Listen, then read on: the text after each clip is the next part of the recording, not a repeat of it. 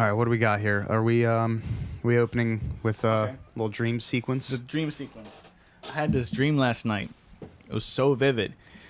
I really thought I was like analyzing shit, and I could have swore that like it was real, like legit, and it was so crazy because I had these powers.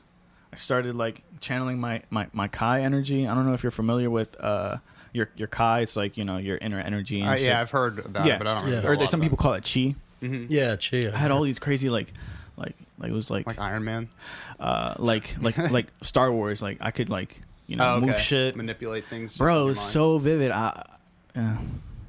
What'd you do? I went to Walmart. Nice. Out of all the things. What time though? Because they're not 24/7 anymore. Nah, it was during the day, and it was like snowy, and like my family was there, and did you just fuck shit up in Walmart? Or sorry, are we swearing? I don't remember if we. We could swear. I don't. Fuck yeah. 24/7 Walmart was the best though. Like 11 Tell p.m. me about it. We were talking about that at Dave's one night. Going there, like it was funny because we all did it, and we all did it separately. We would go there at like 2 or 3 in the morning. Like for some reason that was a thing. Well, if you have the liberty of going there, you got to take advantage of it. 2 a.m. Yeah. I don't. Yeah, like now you wish like, oh, this how I wish I would have done it more. Yeah. It's mad funny. I don't remember what I did. I mean, you just wander around. But it's violent. Yeah, that's true. I mean, people used to wander around the high school or the Club Wawa. So yeah, you'd always run Club into like Wawa. 5 people there. Now you have still like a full supermarket at your disposal. Yeah. So yeah, man. I had to get you on here, man. What do we got on the docket, man? What are you thinking? We had to do this, man. Yeah. I had to talk about, you know, the new Euphony Machine album. It's technically Euphony Machine album, right? Mm-hmm. Yeah. It's the second full length. Dude, it's amazing, man. How was the reception so far? Like people that you have asked. I know I saw a ton of people sharing it. Yeah, there were a lot of people sharing it, which was really great. Most of the people that I've chatted with found something they liked about it. But I think with how much music comes out now, stuff gets like glossed over pretty quickly. Yeah. You know, like regardless of whether it's us, like a small local band or a larger artist, I feel like a lot of the times so much music comes out that you're just on to the next one, and like really, really good music stands out and is revisited. But a lot of times things get glossed over. So I don't know if maybe that's what's going on. I mean, there could be a bunch of things. Like I said, we're just a small local band. But we did. Well, it's global now, though. Yeah, it's everywhere. That's true. But it's a lot easier to promote locally when you have your social media followings and your friends and word of mouth and things. That's true. Have you seen like the Apple Music stats yet? No, Mark's been asking me about that, but I think they're kind of delayed. I did see some Spotify stuff. I think it said like 152 listeners. Because it's been a week now. Or wait, yeah, it's been a week, like a week and change. a half. Yeah. Mm-hmm. So I guess that's good. I don't know. It's hard to tell too because you're getting data from one place and another. Like I haven't been able to see the sums. Yeah. It seems like Twitter had like almost 2,000 views on the video. On the video, really? Yeah, I didn't see that, but I was looking at the likes and stuff because I promoted that the Twitter post. Okay. But we also went through Submit Hub, and I submitted to some blogs, 20 plus blogs. Okay, nice. And really only got like 3. Bro, it's everything got declined. I mean, people said nice things about it. Yeah. What did you submit? The album in general, or no? First I submitted "End of the World" Vibes because that was our single. Right. We had the video for it. Yeah. And then I did most of them. Whenever, Wonder Karma, Euphony Machine, Siphon. We got picked up by like 3 blogs. That's dope, man. What? Yeah, one aired us on the radio already. It's a Spanish radio station. Oh shit! And they're airing it again on the 11th, around 5 p.m. Awesome. Where at? Rock Alternativa, I think is what it was called. That's dope. I don't even know if they're based in the U.S., to be honest. But that's dope, man. Listen, it's cool that somebody picked it up, but I was kind of bummed at like the low rate. You know what I mean? Well, I've done stuff on Submit Hub before, bro. It's a low rate. It's like 10%. Yeah, and that's what I was trying to figure out. Like, is that just how Submit Hub is, or is it that our album is trash? No. Yeah, bro, that's how it is. Yeah, you have to do a lot. I would submit to 20 plus, get 1 or 2 like responses back. That's what happened. Yeah. So that's to be expected. A lot of times like they look at like your social media, like they want to see you as a whole, like your social media presence, your image. Like, do you have all the photos, the whole 9 yards. That's kind of hard for us because it's really just like at this point it's a studio band. No, and you're not getting judged strictly on the music. Yeah, exactly. Yeah. So I mean, that was a little disheartening, and it's hard because my only outlet for promotion is really just through social media, and I'm just like bombarding the same small group of people with the same stuff. Like the people that would have listened to it in week 1 probably already checked it out, but I still try to push it a little bit, but just not be down people's throats. Do you, because you advertise on Twitter, right?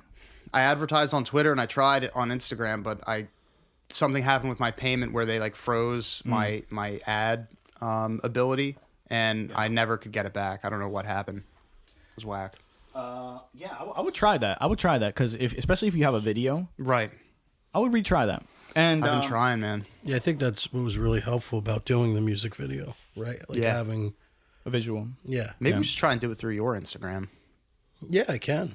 Yeah, I mean, you'll just have one post that's just randomly huge. Yeah.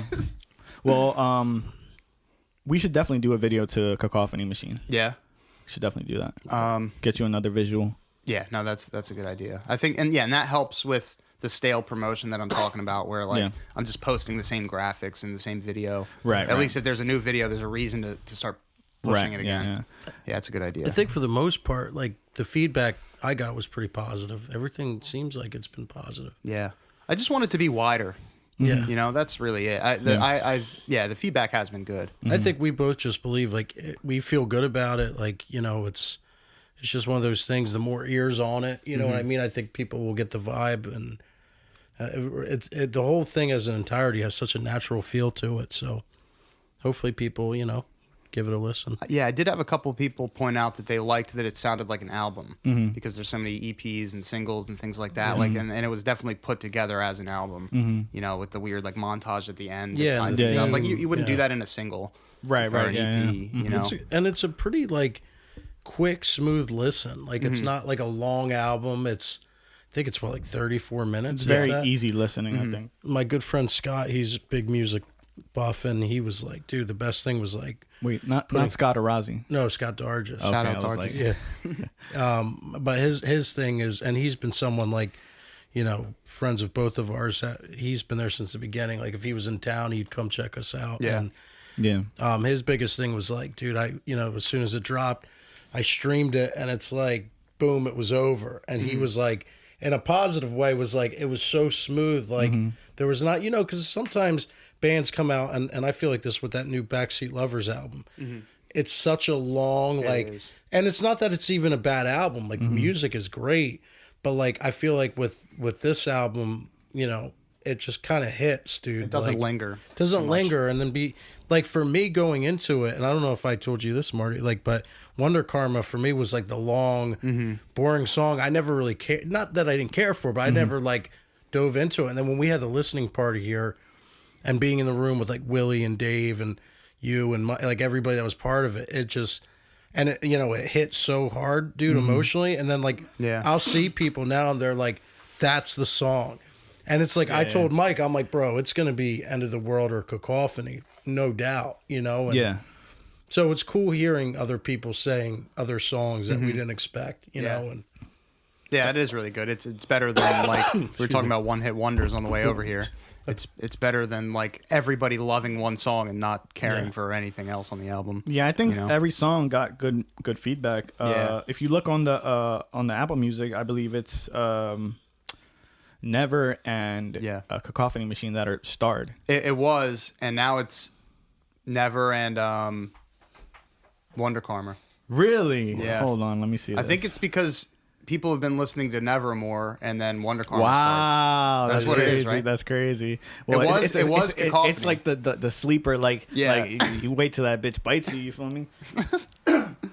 No, that's amazing. So it's never. I mean, it's cool because you know what I like about that, because never is, as far as the album goes, it's not my more favorites. It's a great song, but I like Euphony Machine. I like Legacy. I like Decade Long Sleep is really good too. Obviously, End of the World vibes like that. So it's good to see that the whole album is good. It's not a matter of there's no weak song on it. You know what I'm saying? Yeah, that's what I was trying to do, man, because I added so much fluff to Anastasios, like the 2 like piano tracks. I don't know. I tried to trim the fat a little bit. As a second album, this is a crazy second album. Yeah, that's to me, the whole thing is amazing. It's a masterpiece.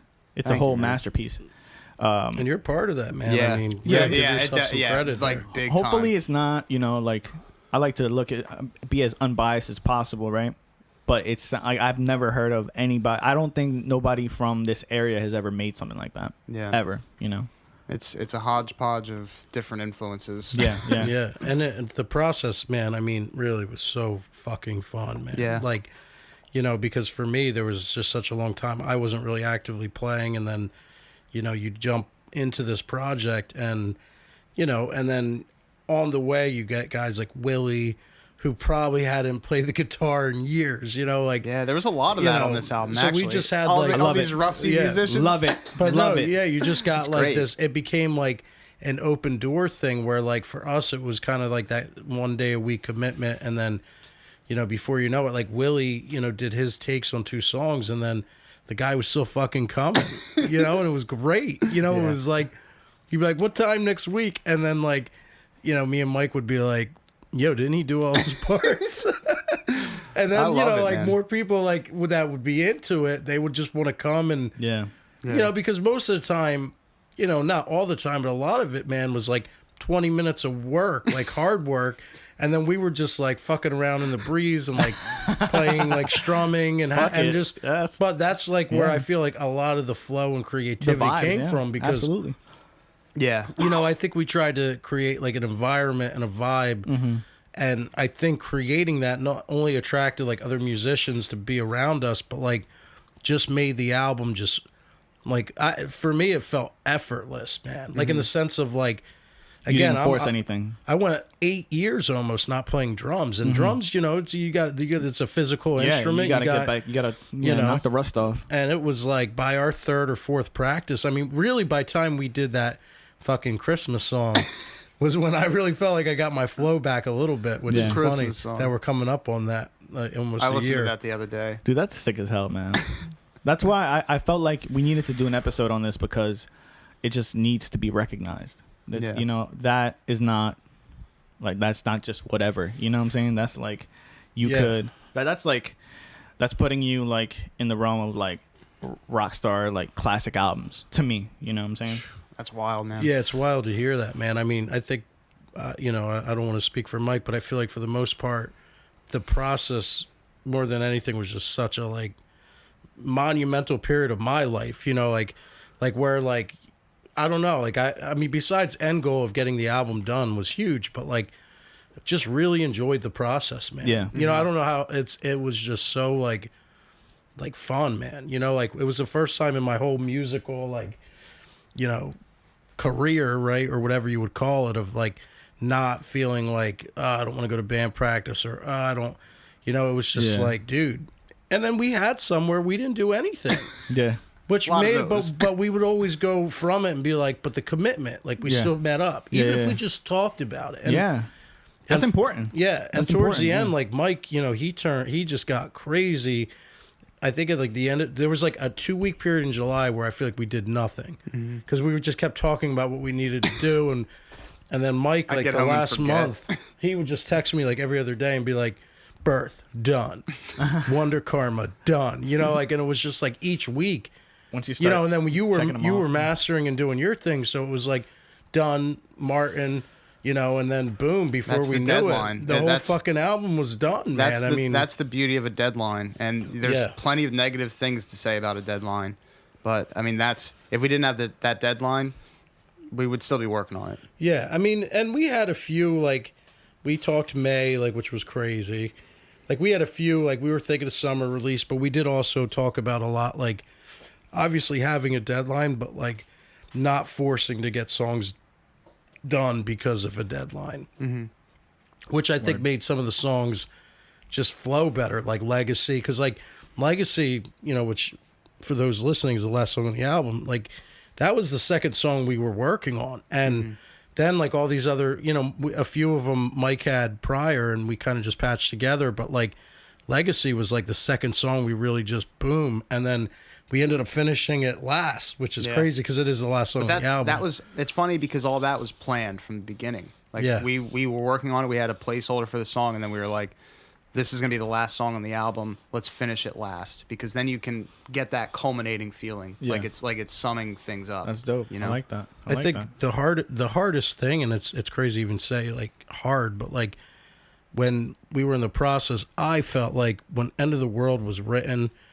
you know, and I shared it to a few close friends, and you almost felt like the scary thing about that song was like, can the other songs be as good? Because we got to a point where it was like, man, it just stood out so much. And that was even before like Dave really sprinkled his harmonies in, and we even did our harmonies. I think it was even before all that, where it was still like just like chorus, verse, or whatnot. Bare bones. And then, you know, I think, and I'm not saying it to be biased, but I think now that the album's done, it's crazy because I was telling Mike this like 2 days ago. No one has told me like End of the World is their favorite song, you know? And I'm like, we got a fucking video for this song. And like, I remember being so convinced, like, dude, this is going to be the song. And I still think it is. It's the most single sounding song, I think. But it's still, out of everybody that I know that's listened to the album since.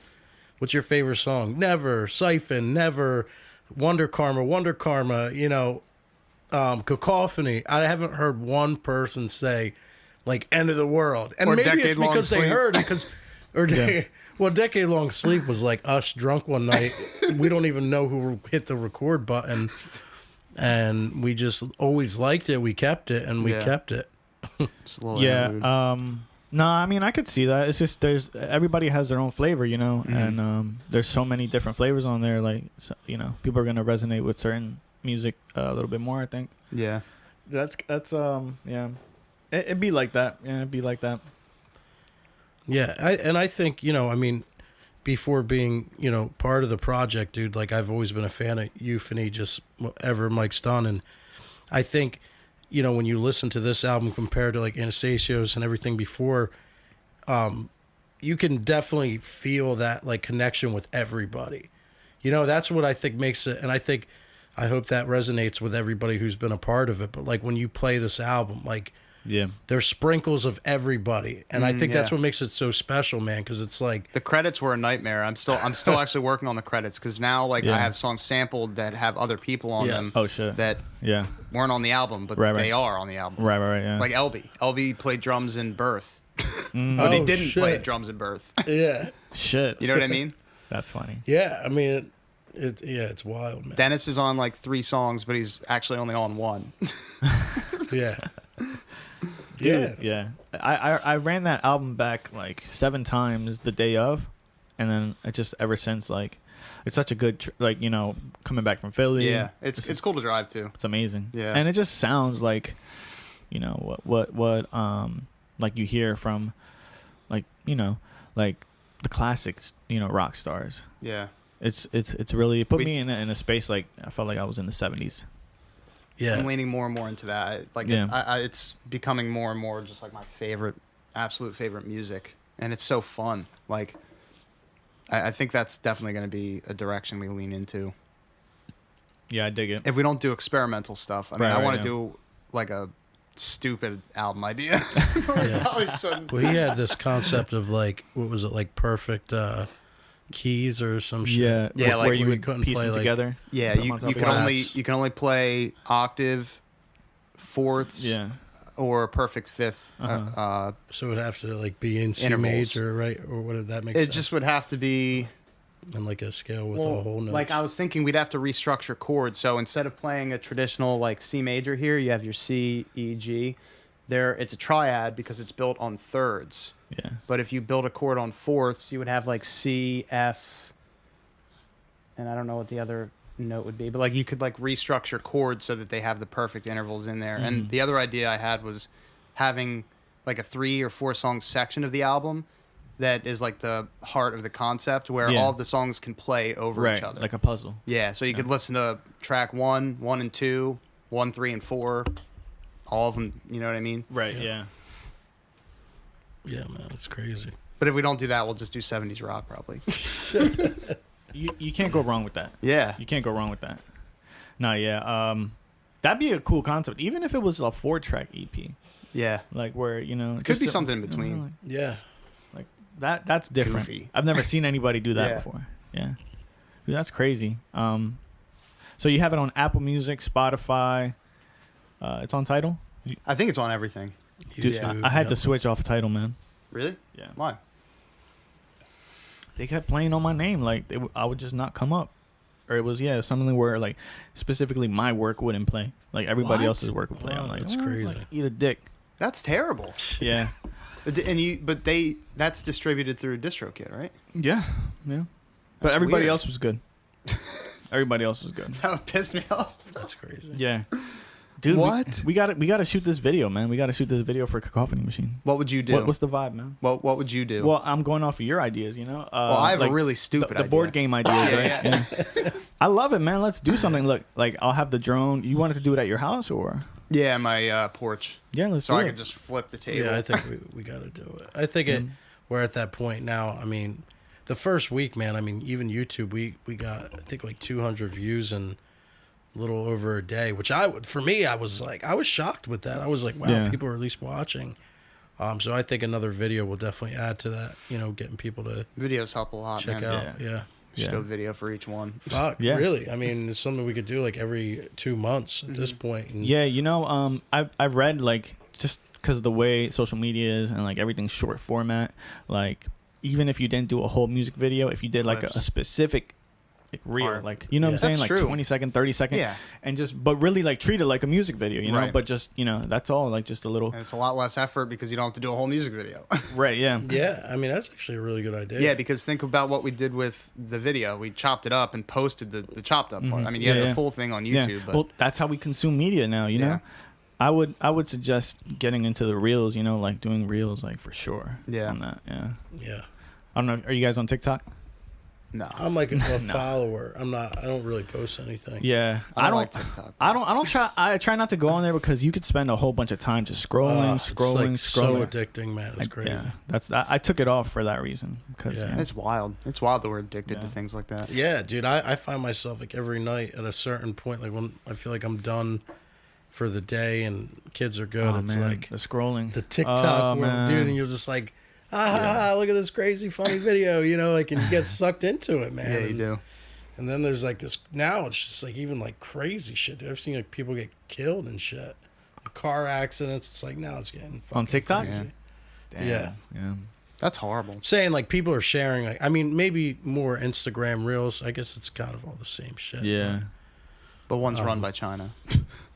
Yeah, but apparently, I think, did you tell me this about like the way China does their algorithm, that like it focuses more on like people learning skills and like education? I feel And, like we've talked about that. right? I think somebody brought that up where like, you know, in the US and I think UK, it's like, look at all this stupid shit people are doing. It's basically like jackass It everywhere. was Dennis, I think. that was Dennis talking maybe about said it.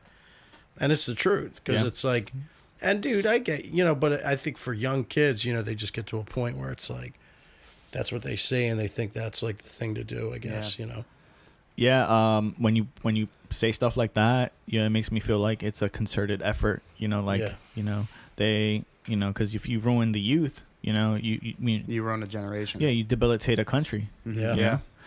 That's interesting, isn't it? That's maybe a Topic for right, another a podcast. whole another Big time. opened up a can of worms there. Yeah. Let's not touch that one today. Yeah. Yeah, that's but yeah, man, the album. What do you want to know? What do we got, like, as far as promotions coming up? For it? Yeah. Well, yeah, I was talking about a couple of the names for clothing. I think clothing would help. Yeah. more videos, Like you said, shirts? some clips. Yeah. There's something else I was thinking of too. Oh, and I'm working on an audiobook version of the story that goes with the that's album. sick. Damn, that's sick. So I have that read. Matt Serra read that script and like acted it. Mm-hmm. I have to get female roles casted, and then I'm gonna score it too. So like Nice. I'm gonna take a stab at sound design and like try and like add like footsteps walking down the Sick. street and Dude, like that's add cool. like music and stuff Yeah. in the That's background. really cool. We're gonna have some music from the album. Yeah, Like when he I, walks dope. into the bar, Yeah. 55 will be playing. I think that's Yo, that's sick. dude. But that's what's crazy about the whole thing is like there's a whole fucking story to this, you know. And I think when people even people that do like it and they acknowledge that, and like I told Mike, it'll go back to the previous album, and it's crazy because then like you get sucked in, right? It's like what Coheed and Cambria used to do. Yeah. I want to Right, create with the- rabbit holes Yeah. where like if because that's my favorite thing when I find a band I really like and then learn that there's like shit you can like dig into. Yeah, yeah, Like little yeah. like it's like a scavenger hunt kind of like that's why we talk about Childish Gambino all the time. He's one of my favorite artists yeah. because he just like builds worlds. Yeah. You know, and like there's so many little like minor relationships between all of these things, and, Yeah. and it's just a big blob of his art. You Yeah. know, I like that. I would appreciate the audiobook, honestly, Yeah. on some road, because I just don't. It's hard for me to even get to read anymore. I know, that's But why I feel like it's a I decent love idea because audiobooks. it's so hard to get people to read Yeah. 10 pages of something you wrote. It's Yeah. also I like my story, but I think it's not written very well. I mean, Yeah. I'm not a writer. Yeah. You know, so like Okay. that would be especially frustrating for people too, like reading something that's not even written well, like on top of like not wanting to read something anyway. Right. No, I feel. So the what you- audiobook might be better, especially if you're getting other elements. Like Mm-hmm. maybe I'll really try and focus on the music and even like shady kind of like write like a song Right. for Yeah. it. You know Which what I is mean? cool. It's just like in there. Yeah, you get to be very creative with that. Yeah. That's dope. Yeah, it's gonna be a lot. Would it I'll be probably- on Audible? I haven't thought that far through. I was gonna put it on YouTube, but I mean, I could look into that too. Yeah. That's probably a good idea. You can, because you can, self-publish. Yeah, but you listen to a lot of audiobooks. They don't have stuff like that though, right? What do you mean? I mean, there's not like a score. There's not like sounds. It's just someone reading, right? Well, Well, Is it some appropriate some to- audiobooks do. Yeah? I read a certain type of book, so it wouldn't have it. so it wouldn't have it. I feel you. But other people get creative with it. Really? And even if they didn't, it would help you stand out. I think. Yeah. I don't think anybody's done a score I just for don't their want to like audiobook. put it up there and then be like, yeah, we don't really do this. You know? No, you shouldn't have worry about that at all. You'll be good. It's a very creative idea, Yeah. Yeah, and like that, I would just be like, hell yeah.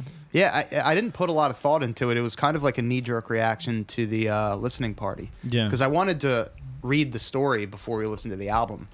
But then I thought it'd be Right, weird if yeah. I'm reading to everybody. I'm not a good reader. I'm reading shit writing. Okay, yeah. And then I was like, maybe I'll have somebody record it. Yeah. And then I was like, well, let me just ask Matt. And if you actually, 'cause have maybe people he'll like even Matt act it. involved, that'd be dope. That's another way to collaborate. Exactly. I really Yeah. appreciate that. Yeah, that's dope. Yeah, Eric produced the audiobook. They recorded it at his house. Yeah. Yeah, so it's like you said, it's just bringing a bunch of people. Yeah, in. sick. I'm going to use people from Fiverr probably for the other remaining parts. Sick. Yeah. Sick. It's a lot Sick. easier. Yeah. Fiverr or Voice 123. Is that what you texted me about that, right? Mm-hmm. Yeah. Yeah. Sickness. Yeah, because at first I asked you if you knew any female vocalists that would be into like voice acting, and I forget what you said, but you recommended Fiverr, and I was like, yeah, that makes total sense. I got somebody working on that's another thing for promotion. I have somebody working from Fiverr on a back cover. Oh, for the nice. album Nice. artwork. Yeah. Okay. Yeah. And I had an idea for that. That was like, what was it? Oh, it was either I let him choose. I was just like, whatever's easier for you to draw, but either a jellyfish or like a lobster. Mm-hmm. And then the back cover separated by a horizon like line, and the lobster or jellyfish is under the ground with a string attached to it, going up to a bell on a tombstone. So they used to do that. I think like during the Black Plague, because they would accidentally bury people alive. So they would tie them a string to their hand. So if they woke up in their grave, they could ring the bell and somebody could dig them up. Oh my god, it's fucking Yeah, crazy. and then the lobster or jellyfish represents immortality, because I think there's some species of both that don't die of old age. Like if they don't get like killed by something or like I guess like sick, they'll just live forever. Right. Okay. insane. Interesting. Yeah. That's So a I dope, thought that'd be kind of yeah. cool, like one of those kinds of like animals or whatever. Like I like having the that idea string. of the I don't know, the lobster resonates a lot. I wonder if there's I don't know what he did. Or yeah, you said lobster or crab? Crab. Lobster or jellyfish. Okay. Wonder if there's somebody in a lab like with both of them. Like, how do I? trying to get him to fight or something, dude. How do I live forever? Yeah. So sick. yeah, when I get that back cover, I might look into printing vinyl. So we'll see how that goes. That'll be Sick. cool. Sick. Yeah. Yeah. 100 the first website I looked at, I want to do a short run. Like I'm talking like maybe 20. 25. Probably wouldn't even sell half of those, but they're really cool. It's cool to have. Yeah. For sure. But yeah. I saw one that like their shortest run was 100 and it was 1500, which actually isn't that bad, but Well, that's just it's way vinyl. too many. Yeah. Yeah. Like the rate's not bad because that's 15 per. You sell them for 25. You did a short run before, right? Yeah, like 3. Oh, I did okay. 3 of them, Gotcha. and they completely. Did you sell any? I think I gave them away. I have one, Eric has one, and I think Zach has one. For Anastasios? Yeah, but they didn't print the last song on there. That's Yeah, fucking Leading Ghost isn't on the vinyl. bunch of dickheads. Yeah. What's wrong with them? I don't know. And then they were like, "Oh, we realized we forgot What, the last bitch? song." They're like, "We're gonna send you out 3 more, like with the corrected album on it." And I never got them. Never What? got Yeah, them. they didn't charge me for the second ones. They were just gonna send them for free, and they never did. Bastards. Dickhead shit. Yeah, and that was expensive, man. Oh, dickhead. How much was that? I don't remember, but it was like Couple hundred? really, yeah, for 3. Damn. And they didn't even do it right. Bunch Exactly. of dickheads. Yeah, That's just crazy. Some dickhead shit. yeah, vinyl's not fun. But it is cool to have. Like that's Yeah, that's because a you cool see the collector artwork piece, yeah. blown up, and Yeah. like you can play it on Yeah. a different type of media. It usually sounds like shit. Well, you know, there's this kid. I'm not gonna mention his name, but he always loves to bring this argument up about vinyl versus CD. But he doesn't understand that it's just like a CD is shit to look at. Yeah. Like it's literally like shit. It's not interesting at all. But a vinyl is super dope. I mean, that's you know what super I'm saying? subjective. I agree with you, but that's some Like, people might to love me- CDs. Well, I mean, that's fine. But the vinyl is like a piece of art. It's Yeah. like you hold it. It's like it's there. If you know, Agreed. if you take pride in your artwork, like you know, if, a lot of us do, Yeah, then it's like a whole work of art. exactly. You know what I'm saying? Just the vinyl itself. You could hang it up. Yeah, You know what I'm saying? it's a little poster. So, I feel like to a degree, that's why the vinyl has aged so well. Vinyl sells more than CDs now. You feel closer to it in a weird. I know that's like kind of weird to say, but like Yeah. because you can actually look at it Yeah.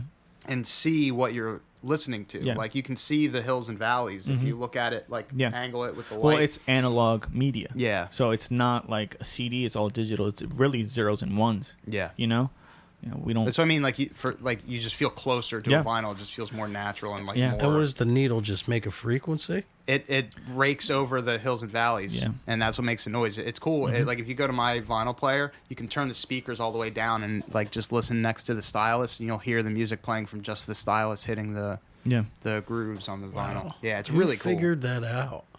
That was the earliest form of recording. It's like And that sounds so much harder than a CD, right? Wait. But it's, I mean, obviously technology just I don't think advances. so, dude, because I saw like an early version of a recorder, and it was like I guess hot wax or something. Maybe I don't know if it was vinyl. I don't know what it was, but I think he had like something raking it, and there was something attached to it where like if he hit the cup or something, like it would make a noise, and you would see like the impression on whatever material he was working on, and you Right. could see like the sound wave of like the noises he was making. Like Sick, yeah. I think he had like a cup and a string attached to something. He was talking to the cup. Yeah. It was like early So recording. it's a very delicate needle, Yeah. basically. That's Yeah. crazy. No, yeah, it's crazy, yeah. It's like it's kind of like the way the mic works. Your microphone, there's like a little Diaphragm? the diaphragm, and then Just hanging. It's suspended, right? And the wire like basically reacts to the Vibration.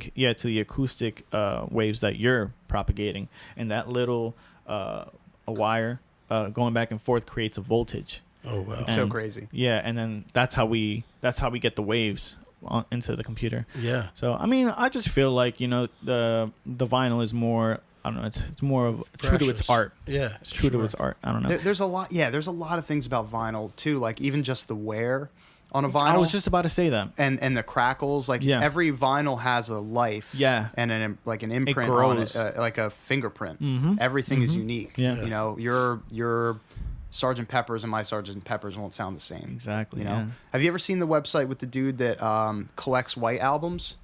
Because the white album's just a blank art like cover, so like a lot of people like draw on them, so that is pretty cool. But he I think he has a video where he played his collection, he recorded a vinyl player playing each one individually, and then he laid them all on top of each other. And like it starts where they all line up, and like it's like kind of echoey, but by the end of the album, it's just white noise because they're all so different. Yeah. Wow. Yeah. Yeah. It's a cool video. White Album from the Beatles? Yeah. Wow. Yeah, it grows with time. It changes. It evolves. Speaking of the Beatles, have you guys ever looked in the crazy conspiracy about Paul McCartney being dead? I think so. Yeah. Such, Yeah. it's like the Illuminati like rabbit hole. But like when you're speaking of Scott O'Razzi, I lived with him, Martin, for 2 years, and he got me into the Beatles. Like he was so diehard. He's a big Beatles guy. That is true. Yeah. We went through like a 2-month rabbit hole where he, even being a fan, was just like, Paul is dead, you know, like, and we would be watching all this shit. And then it's like, theories, you look on the outside, you're like, yeah, these guys were just so trippy. They just literally were probably like, how funny would it be to like sprinkle all these clues that Paul's dead, but he's not. But it's just crazy how people really fall for that shit. Because now it's like, when you think about it, there's no fucking way that this guy, you know, Pete or Billy Shears, I guess they would call him, showed up, looked like this guy, and had the same talent. And was more talented, because you look at when Paul died, it would have been during Rubber Soul. So you're telling me this clown came in Revolver, Sgt. Pepper's, Magical Mystery Tour, White Album, Abbey Road. Yeah. Like, I'll take Fall, right? Yeah, That's what they would call him, the fake Fall. Give me Fall. Give me Billy Shears. I've heard that conspiracy That's before, but I didn't know that it was at that point that supposedly. Yeah. Oh, it's crazy. It really is. I thought it would have been after the Beatles. And the evidence is insane. Like, there are, like, I don't know if he almost did like a it little doesn't make Michael sense, Jackson probably, right? transformation, but there's definitely, like, his ears. Like, there's definitely Get the fuck stuff outta here. out there. It's worth digging into. No, man. it's not. Revolver. No, it fucking worth it. Revolver would be the fake Paul. Fake Paul coming in, What? I believe.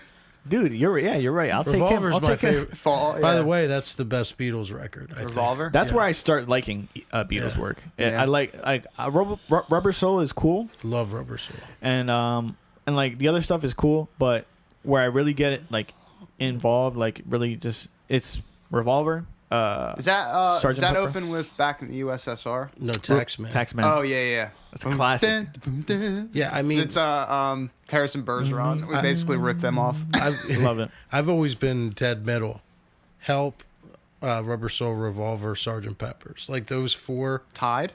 Like, no, I mean, not tied. My favorite is Revolver, but like that part of the Beatles, like how you're more of like a White Album, Abbey Road. Yeah, I love Abbey Road. Magical Mystery Abbey Road Tour. is sick. Yeah, Love dude. it. Abbey Road's Yeah, I love all that too. Yeah. I'm more in that like. I like Sgt. the White Pepper. Album a lot too. There's a thing for old, like, Help is such a good album from the Beatles. Even like Please Please Me, like their older stuff. Like, there's just such, it's because their transformation as a band is just so crazy, man. It is. It really is. Like, and when you listen to all their music and how much music it is, it's like in 7 years. Yeah. It's not even like 2 decades. Like, you go from their first It easily release, could have like, been. you know, what was it, Love, Love Me Do, whatever, like first fucking hit. Yeah. To like The End and like, you know, Abbey Road stuff. Yeah. It's not even, it's under a decade of time. Like, these guys literally like evolved 20 years in a 7 to 8 year window. It's crazy. I feel like they went somewhere and came back too. It's like that's what crazy. their discography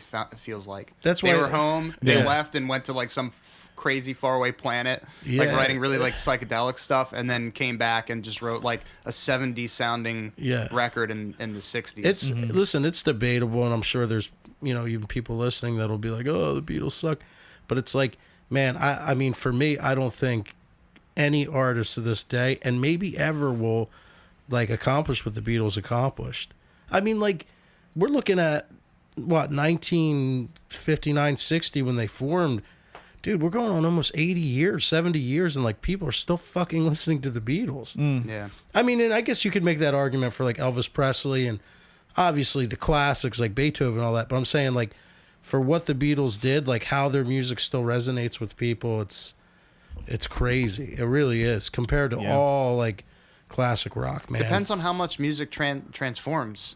because it might just be a niche at that point where like music has changed so much that like kids don't want to hear this old garage band sounding like audio, like it's all like MIDI and like very synthetic, and like it's like us trying to listen to classical music. Like I do occasionally, but it's not as accessible as pop. Well, you know what's so different now compared to when like the Beatles started is like you got to ask yourself like what, like during that time you have these amazing songwriters, obviously you record like every moment of what they're doing.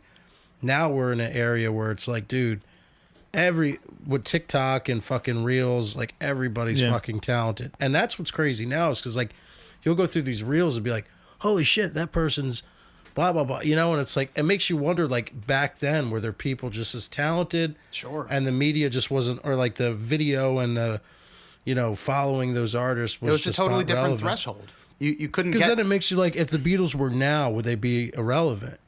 It depends on what happened. Are you removing the Beatles from when they were? No, I and wouldn't say you're removing them. You know what I'm saying? But it's like because they changed music. Yeah, and you got to also think about the time in which they came out and started developing. Audio wise, the art of recording was evolving. It was at its birth. That was not really the birth, but that's when you started you started getting the multi-track recorders. Yeah, and you know, they were talking about like it was like a treat that they were getting an 8-track. I think. And like the first location they were. If I'm not mistaken, for like, Sergeant Pepper. Think about that. Like we every song on the soundtrack to Dreams probably had over 50 tracks on it. And they're working with an 8-track. Yeah. And that was like good for them. Well, you know what's cool about 4-track. that? Is that since you sent me a lot of the songs like almost in stem version, like you had the drums on one, so it's almost like we were kind of like reverting in that way. Right, just a little bit like reverting, you know what I'm saying? It is cool.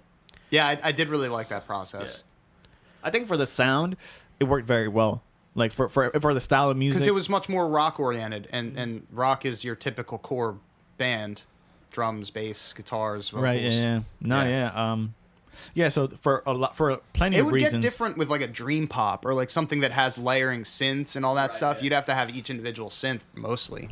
Yeah, no, for sure. But it just lended itself to the style, even complemented it to a certain degree. Definitely. So you got it felt like it was true to the process that that music was made in. Yeah, before. I mean, Sgt. Pepper, I think that was the first time they had an 8-track.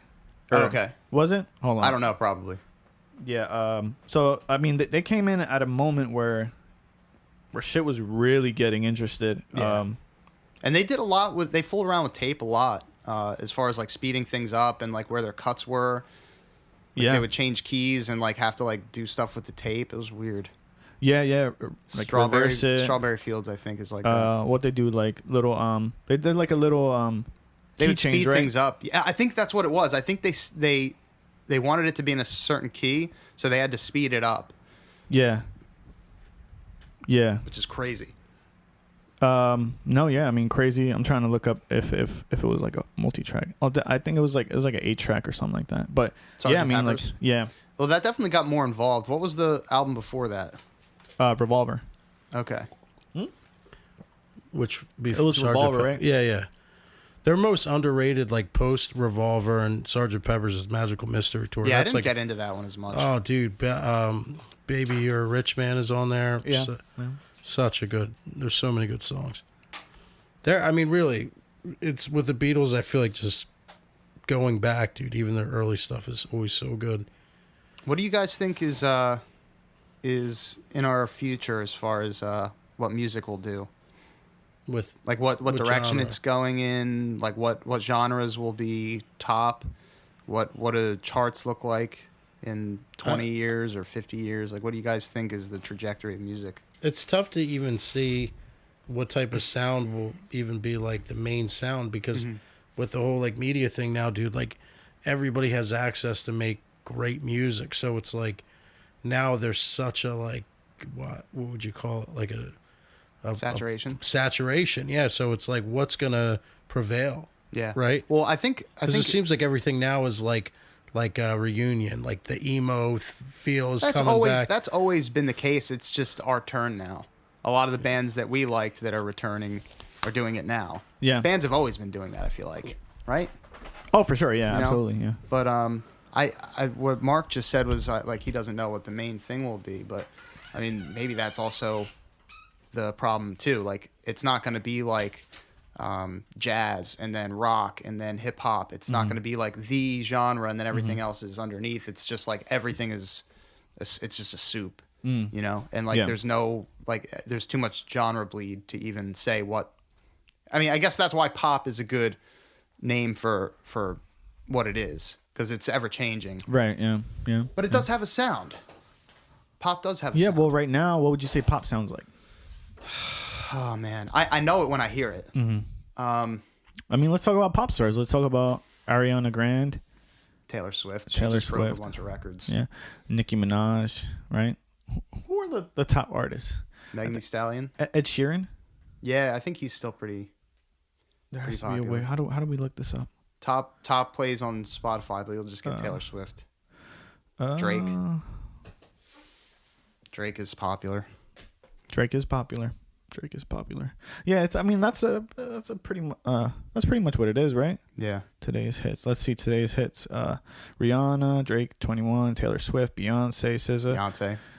David Guetta, and Bebe, whatever that is. Sam Smith, Taylor Swift, Drake, Taylor Swift. What is this? Top songs? Today's hits. Okay. Is there another like a charts? I don't know, but that's a good indicator. I mean, we just hit most of them. Any other familiar names? Wait. Okay, down? so Daily Global Top 100. Drake and 21. Okay, so it's all Drake because he just dropped. Yeah. Taylor Swift. Beyonce's probably still on there too. Chris Brown. Taylor Swift. What does Taylor Swift's music sound like right now? I don't know. I put on the new album and turned it off after like 1.5 tracks. I don't know. It's not bad. It's just not my thing. She's trying to do like... Jack Antonoff produced it, and it sounds like Jack Antonoff produced it. What does he do? He was in Fun and Steel Train. Okay. Yeah, that makes sense. Yeah. So it's kind of like very his 80s, like 80s. Drum. Mm-hmm. What's that called? Not beatbox. When you just have a drum coming through like a boombox. What the fuck is that called? Drum machine. Oh, okay. He's got like drum machine, like 80s sound. You know. Yeah. And I feel like that's a lot of. He produced probably like 80% of that album.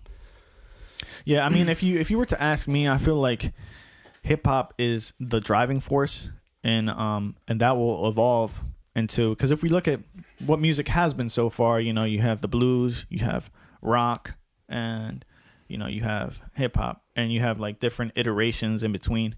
But you know, if I like play a Led Zeppelin joint right now, I see how it went from that to hip hop. Yeah. You know, because it feels like hip hop to me. Yeah. You know, you get that Run DMC, you get them Beastie Boys. You know, you see kind of like how it's like you ask me, like Led Zeppelin is like a lot of their albums are like hip hop albums. Yeah, just because which is crazy. The way that, you know, and like but he was a big pivot, I think, for drummers. Yeah. Bottom. Yeah. Like when did they start? 69.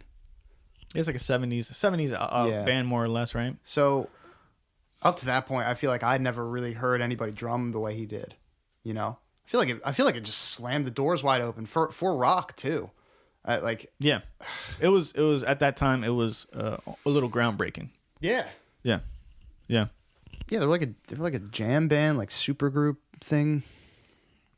Then you listen to people like Pink Floyd, and you see like the blues influence. Yeah, but still, big time. Like if you play Have a Cigar, to me, like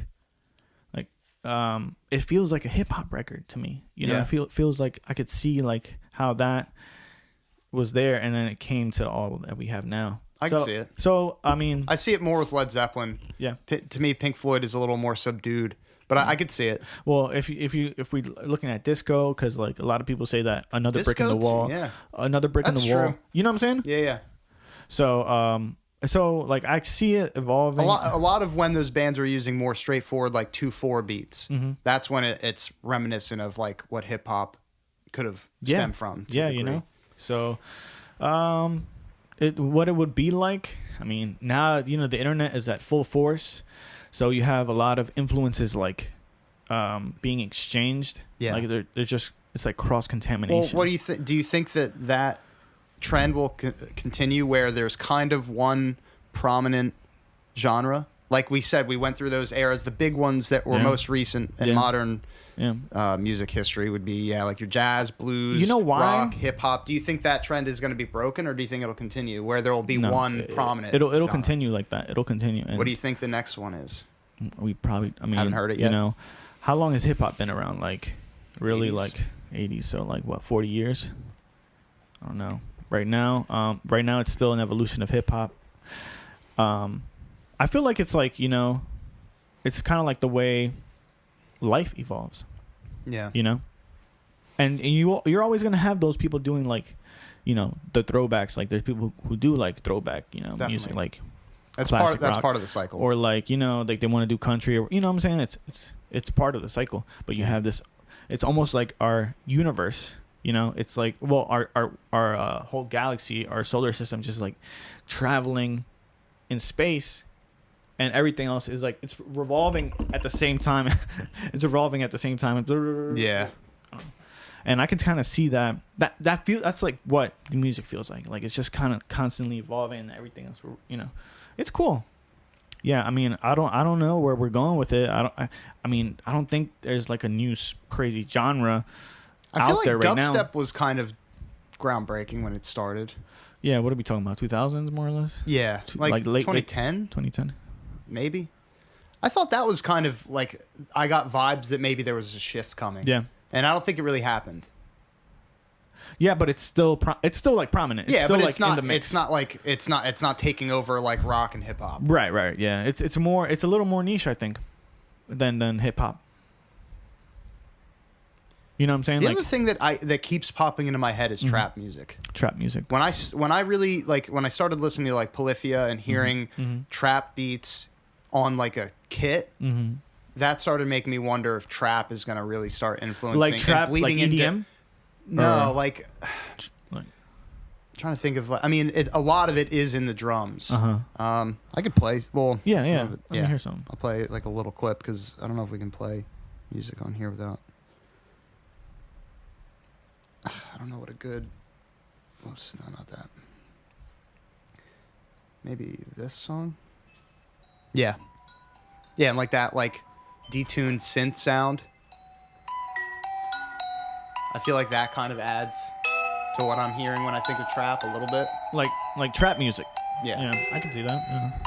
just when you hear the beat.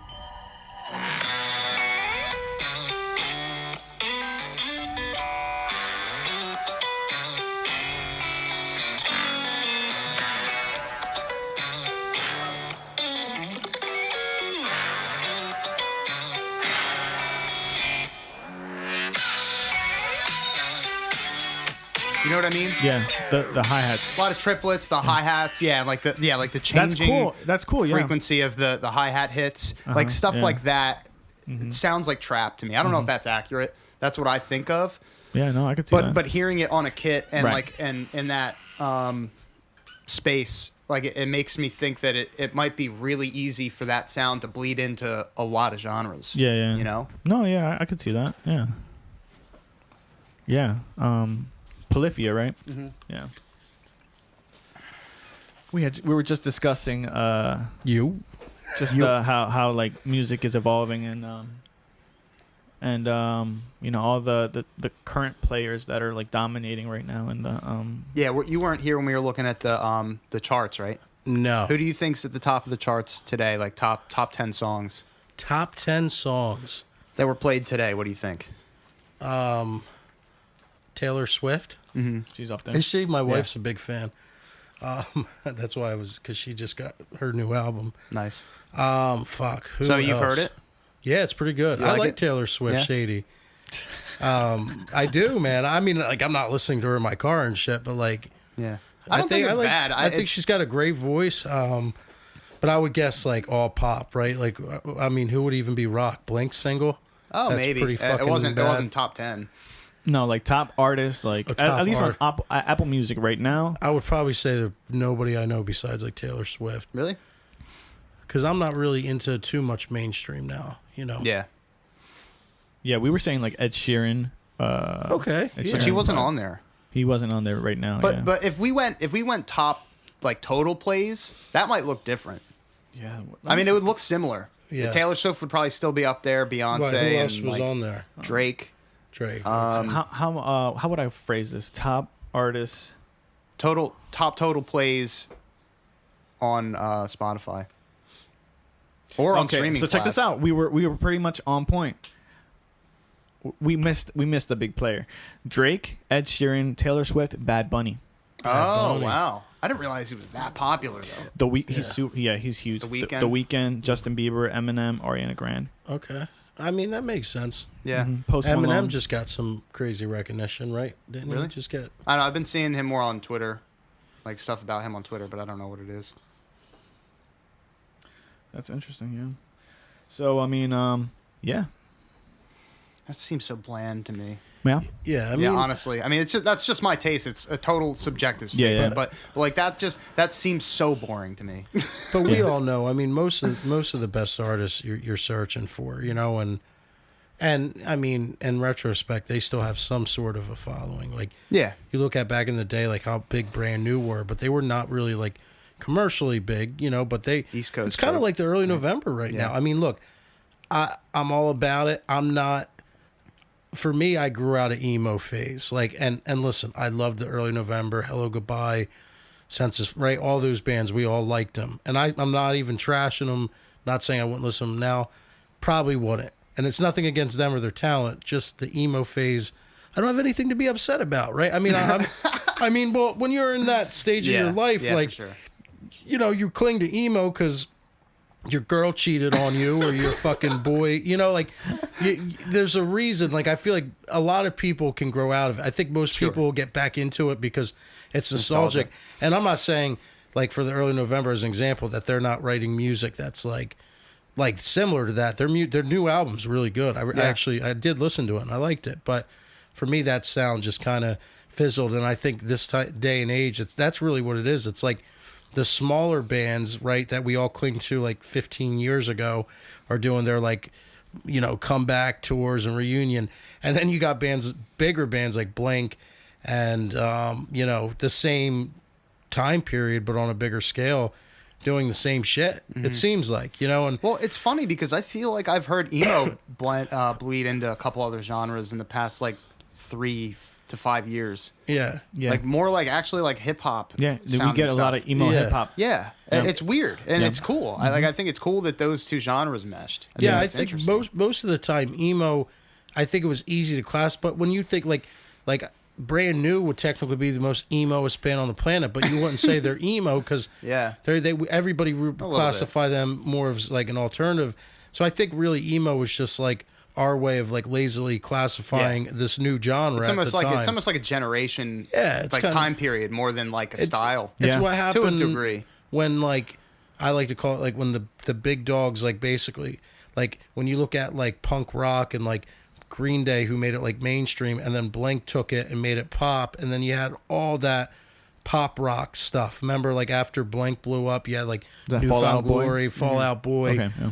And then, I mean, it's crazy. I would love to do just a podcast on 2000s. like evolution of music, like how, yeah. because there's so many trees. Because like, you look at like the punk rock one, like, you know, like Offspring, Green Day, you know, and then what's crazier on that, man, to get like super nerdy is like the same time, like bands like Green Day and Offspring and like MXPX, right, like these big punk rock bands.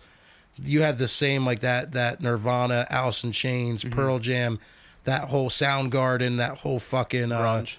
Well, that's when you say trees and like things like the paths separating. The 90s is interesting too, because when I think of the 90s, I think of two big 90s. One is grunge and the other is like R&B. I think of for me, I think the 90s is the best decade of music, and it's funny because I've like converted my dad to that. My dad's obviously older, and my dad was always a big Zeppelin, big 70s guy, man. Steely Dan. 70s. You know, Greatest, but like, bro. I mean, no, and I love the 70s. Dude, I love the fucking 80s, you know, but I think the 90s, because then I'm not the biggest hip hop guy, but I love Biggie.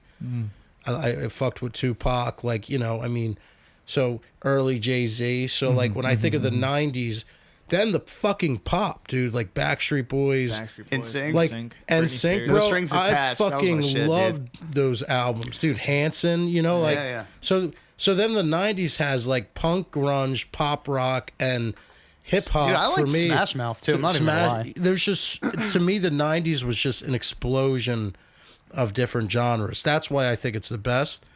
But you know, I mean, I'm not comparing That's true. apples to apples and saying like this band's better than Zeppelin or this, because like what Led Zeppelin, Rush, and you know these guys did in the '70s for that time. There was a big explosion of genre in the '70s too, man. Yeah, I mean, when you think of the '70s, for me, I think of like Zeppelin, really. Like, I mean, you think of many bands, but I think of what the Beatles did when we were just talking about them, and then you think of like how like a band like Led Zeppelin came in and were just anchors of their instruments. Because prior to that, I don't think, besides like Buddy Rich and like these old school like drummers that had names for themselves, I think like you definitely had that period in the '70s and on where now these guys were coming in, and not only were these like amazing songwriters, but like people to this day argue like John Bonham's the best drummer to ever live, like Jimmy Page, you know, like, and not just with them. I mean, I feel like you could make that with other bands too, like the Eagles, you could right? Say like, that I mean, about it's like Jimi Hendrix. A lot of people would say that he's the best guitarist, or like you have these pioneers of their instruments. Yeah, I mean, and I think that is what made those decades for a lot of people, especially that grew up in them. Yeah, like they can't be touched, because the '90s kind of came back to like where, I mean, now for me being a big Blink fan, I would say like Travis Barker when Blink came out. Yeah. Was like that guy where like, dude, everybody, like he was playing with like P. Diddy. Right, you remember he was in like the Bad Boy for Life Travis video? Barker, he's excuse me. No, I he did a song with The Game. The Game, yep. No, I mean, so I think, I mean, I think Blink were one of those bands. Well, they had that like drummer, but for the most part, the '90s was kind of like that whole fresh slate of just good bands again. You know, like where in the '70s, man, really, like every band, like. You know, you talking about Cream and like Eric Clapton and like you said, you could take all those bands and be like, that guy was the best guitarist, like, or the Eagles, like with, you know, drumming and vocals and all that. So it's crazy, man. I mean, and again, I'm a big fan of the '80s. I think the '80s is like the most slept on decade. Wouldn't say it's my favorite, but I would say like when you think of like AC/DC and Van Halen and even like Michael Jackson during that time. And Michael Jackson. Love Michael Jackson. Dude, his drummer's the fucking man. I love his like... Yeah, have you ever seen the video of him hitting the backsplash? Like, and he still like grabs them. That is the wildest shit I've ever seen in my life. He reminds me of like Dante Baruffi. Like he's so like metronome tight. Yeah. You know, like the way he plays. Shout out Dante. Dante. You know, but nah, man, it's crazy. There's so many... Every decade you can find fucking sleepers, man, and that's why it's always one of my favorite like debates to have. And I love debating like older heads, you know, because you get those guys that are like nobody's better than the Who and all this, and it's just like, dude, like for me, I mean, my favorite band is Oasis of all time, one of them, and I'll always and I'm just like, you guys, Oasis, again, this is bias, is the best rock and roll band to ever live. And people will be like, no, Wonderwall. And it's like, go into their music. And if you don't go into that music and tell me it's not the most rock and roll band ever. Damn. From the 90s, by the way, like, you haven't listened. And I've gotten in like crazy debates with like older people that'll be like, oh, this guy likes Oasis. I'm like, bitch, you have no idea. And the best was there was even like a phase where like Liam Gallagher was probably like so drugged up. He was like telling people he was legitly like the fucking reincarnation of John Lennon, which just makes it even better. Like he just like for a period of time for like 2 years believed that he was like the reincarnated. Why would you want to be John Lennon? Dude, well, I mean, they obviously come on. What's their best album, you think? Oasis, What's the Story, Morning Glory. It's for me, it's the best album of all fucking time. Like, and it's the first rock record I ever got into. I was in first grade. It came out in 1995, and a buddy of mine, you actually produced their video. Oh shit, Joe Petrangelo, guitarist of. We grew up together playing music and shit, and his dad was like, I don't know if his dad had the album, but it was their first album, Definitely Maybe, which for me right now between Definitely Maybe is so good. Like Definitely Maybe has like Live Forever, you know, just some great Oasis songs. But What's the Story, Morning Glory, in my opinion, I'll never forget. Like, Did you say that's the best record of all time, or that's your favorite record of all time? To me, I mean, it's my What's the Story, Morning Glory from Oasis, in my opinion, is the best album ever created. I think. I want to know yours in a second. And I don't mean it in forcing people to be like, you got to listen to this record. Or that's what it sounds like, dude. I mean, because listen. No, I wrote it down. I know I've heard. I've never done a dive on them, so I have to go check it out. It's so good, and see, the beauty of it is like, and I know I've played you some stuff, but like, you know, obviously Oasis, Noel and Liam Gallagher, they're brothers. Long story short, Oasis breaks up. They still haven't talked to each other since the breakup, since 2009, besides like maybe once. They both have successful solo careers and whatnot. Noel Gallagher has Noel Gallagher's High Flying Birds. Liam Gallagher does solo shit, which is both incredible. But they were two brothers. It was basically set up kind of like Fall Out Boy or The Who, where like Liam wrote all the music. Because Noel wrote all the music and then Liam sang everything. And What's the Story, Morning Glory is, a lot of people in America know it as their first album. It was actually their second album, but it was the first album they dropped here. And that was the first time they came here. And they did an unplugged in which Liam, the day of the show, like an hour before, was like, I'm not singing. Like, I got a cold. And that was like the beginning of like the brothers having this crazy riff that, and I'm talking about guys, like these guys beat the shit out of each other. And people don't realize that. They would like get, before going on live, like that? They would get in an argument and be hitting each other with guitars and shit. Like, it got bad. That's why they broke up, and not to like ramble, but like, so the unplugged of Oasis is one of the most precious like pieces of music, because it's the first time that Noel Gallagher ever sang his own songs, and he sings it like at fucking Unplugged, which is a ton of people, and now we still have it. But it's like, if you do that dive, it's like you have to listen to the album and listen to the Unplugged, because like Liam is such a powerful frontman singer. I mean, his voice just resonates. In my opinion, it's, you know, God's gift, dude. And then Noel on this Unplugged is singing, but singing these songs that are his. And his soul, man, like, it's like having the album twice. I mean, not the whole album, they play most of it, but hearing him, that is cool. And it's so soul. And he even says right when it begins, Liam's not going to be here tonight because he's got a cold. And then he just starts the fucking Hello, which is the first song off. That's crazy. What's the Story? So if there's one thing anybody listening or you guys should do, I jotted it down, man. Listen to Hello off of What's the Story, Morning Glory. It's one of the best rock openers ever. And then listen to the Hello Unplugged. Yeah. And when you hear Noel Gallagher sing that song, man, it's like when we're talking about 70s and soul, you got that grunge, like 90s voice with Liam. And then you hear the Unplugged and you hear the blues, the soul come out, and you're like, you know, this guy, it's not even like you're saying his voice sounds so good. You're just like, wow, I know he wrote these songs, man. I don't know how to explain it. It's my opinion. It's like, and Willie's a big Oasis fan. This is like one of the things me and him used to geek out on, you know? And just so you guys know, like Noel Gallagher sang Don't Look Back in Anger. So he sang some Oasis songs. If you're familiar with that song, it's not like he didn't sing any. But like when he sings Wonderwall, like when he sings some of the hits even that you know, it's a totally... It's interesting. It's like a totally different version. Yeah. You know, because you could tell like, it was like, here's the song, here's my melody. And Liam would just be like, nah, dude. You know, like with his fucking... just crazy. Yeah. No, I'm gonna have to check them out. I've never done the dive on them. I'm gonna have to. We should listen to that album. Yeah.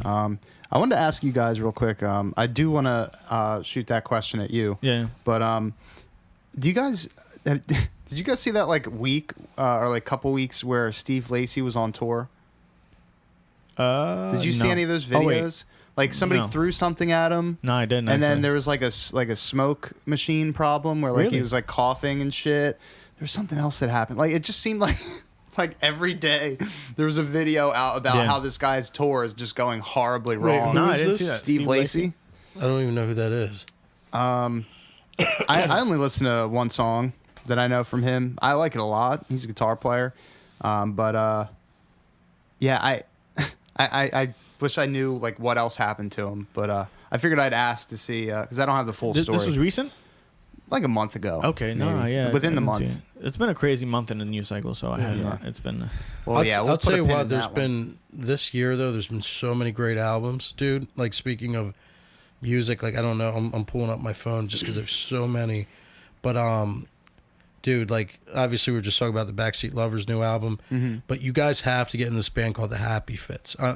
They seem like, them out. Dude, they're fucking good. Sports team, I believe they're from England or UK. They dropped a great album this year.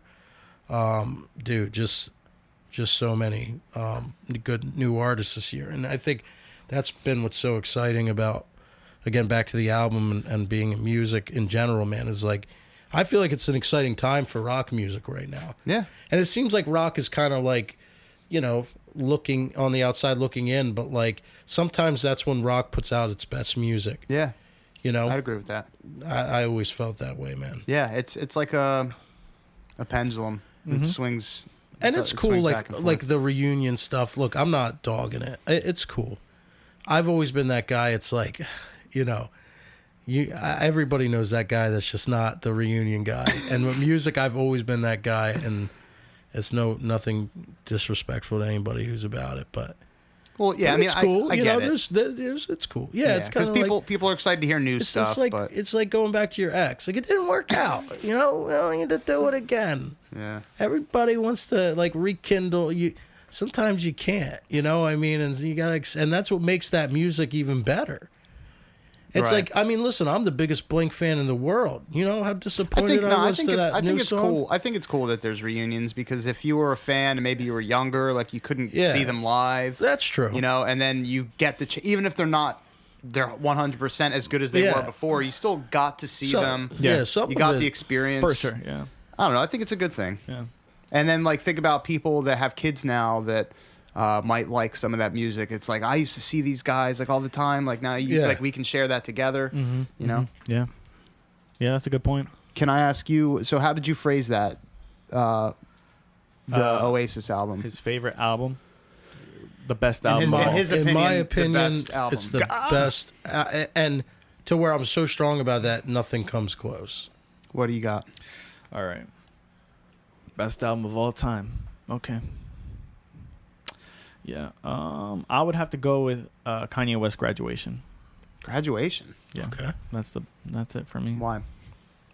I was playing that album a couple days ago. It's still so super solid. Like Yeah. That is a really good album. My second one I would say is like Wish You Were Here. Yeah. Oh, that's a good. Damn. Great. Yeah, that's such a different style too. I like that. They're like totally different genres. That's a good album. Cool. I was gonna say Dark Fantasy, but I think Graduation is even better. If I had to pick a Kanye album, it would be Dark Fantasy. Yeah. I was listening to that yesterday. Yeah. It's fucking great, man. What would yours be? I don't know. I feel like I'd say something boring, like Dark Side of the Moon. No, that's a great album though. I don't know.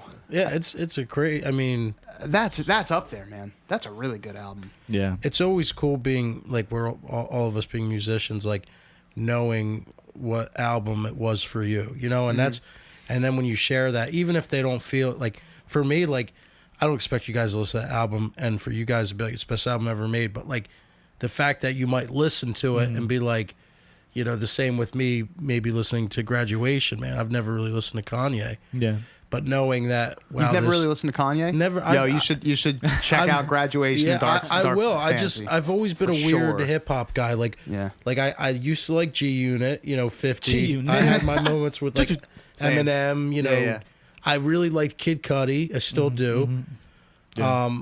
It's just I'm not familiar. Like I just don't listen to enough. You know? I'm very similar. I've been always a fan of the stuff you do, Mark. I mean, your stuff is awesome. Appreciate you, man. So I mean, for me, it's just hearing it more, which I'd be open to, man. And that's what I think would be cool if we all, listen to each other's Yeah, favorite albums. Well, 'Cause I've listened to Graduation, but I'll pop it on again. I think it's cool, you know, when you realize like, wow, this hit him like that hit me, and it's like, Yeah, honestly, another one might be, in my opinion, Rumors, Fleetwood Mac. Oh shit, yeah. That's all killer, no filler. Yeah. Yeah, look at the track. Look at the track listing of that record. Yeah. I got and it's just hit after hit. Yeah, I probably heard all the songs, but I don't think I've ever heard it like in a listen. Yeah, listen to the album. It's crazy because album wise of like old school rock, I mean, I'd probably be more of like a Who guy, but I think Back in Black by AC/DC, and that's 1980, is the one of that between the 70s and 80s that just slaps you from song one to the fucking end, man. You know, like that is a good album. Just like every song, like Shoot to Thrill as like track 2 on that album. It Shook Me All Night on there. Yeah, yeah. And Back in Black, like, dude, Hell's Bells. Hell's Bells is the opener. Wow, it's literally that is a banging and album. it's crazy because that whole album is a tribute to Bon Scott, their original singer. Like Hell's Bells is all about like living like, you know, infinitely. Yeah. That's why he makes the thing about like having 9 lives. Well, in Back in Black he does. But that whole album, the whole concept of that album, bro. That's why it's so powerful, because now you got this new guy, but they're still dedicating the whole album to the original Bon Scott. It's really nice. Yeah, actually. I think we should get the final thoughts. Because I want to help you clean up a little bit. We got to get Mark back to his car, but I think we could try and go into a little rap segment. Yeah. Hit me. Yeah, I'm happy we did this. I've been looking forward to the next time we do it. I'm looking forward to the next one again. I love talking music. Me too, like, man. I mean, we could. Yeah, it's so easy. We can make this about whatever we want. Yeah. But I love chatting about music, where it's going, what our influences are, what's kind of at the front of the pack. Yeah. And you could do a whole podcast just on like music and like, dude, like have people calling in like, yo, what's your favorite album, or where you know, like what like WIP does with like the Phillies and the Eagles, right? What do you think about the coaching change, right? What do you think of this album? But people, I mean, you could talk about it. It's like movies. Oh, movies would be another one. We could have media. We should do like episodes where we talk about music, we talk about movies, TV shows. Yeah. Oh, yeah, movies is books, a whole podcasts, rabbit hole, man. Yeah, that would be fun, actually. Yeah, for sure. Movies would be a rabbit hole. Yeah. Seen a lot of good movies this year, man. Yeah. But that's for another day, I think. You have any final thoughts, Martin? What was I gonna say? I think it's always cool that we do this podcast thing. Yeah. No, I think that's pretty much it. If you haven't heard the album, go listen to the album. It's on all streaming platforms. Euphony Machine, a soundtrack to dreams. You should definitely go listen to it like 7 times. Yo, appreciate it, today. Man. Mark, you got any final thoughts, man? Nah, man. I mean, you know, go check that thing out. Sweet. ASAP. Thanks for the plugs. All right, y'all. Thanks for tuning in. We'll see you next time. Peace.